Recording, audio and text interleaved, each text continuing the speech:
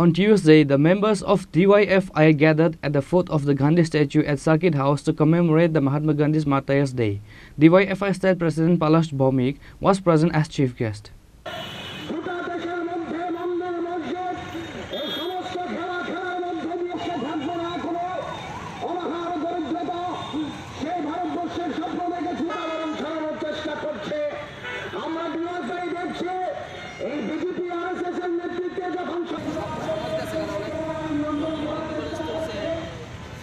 Later, all the members of DYFI took an oath to uphold the country's tradition and secularism and the constitution of the country. With placards in hand, DYFI workers raised their demands and voice to protect secularism in the country.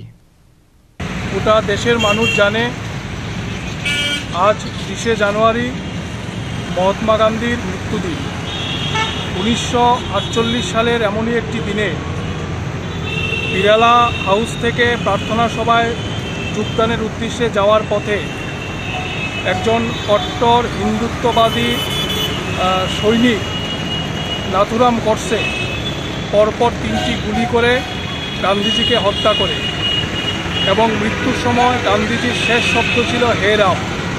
এই দিনটিকে স্মরণে রেখে আমরা DYFI সারা দেশে আমাদের দেশের ধর্মনিরপেক্ষতা ঐতিহ্যকে রক্ষা করা, সংবিধানকে রক্ষা করা এই শপথ নেওয়ার জন্যে আজকে এখানে এই কর্মসূচিতে আমরা মিলিত হয়েছি এবং আমাদের এই সংক্ষিপ্ত কর্মসূচির শেষে ভারতীয় সংবিধানের যে প্রস্তাবনা, এই প্রস্তাবনা পাঠ করে শপথ গ্রহণ করে আমরা ভারতবর্ষের ধর্মনিরপেক্ষতার ঐতিহ্যকে রক্ষা করবার শপথ আমরা নতুন করে গ্রহণ করব।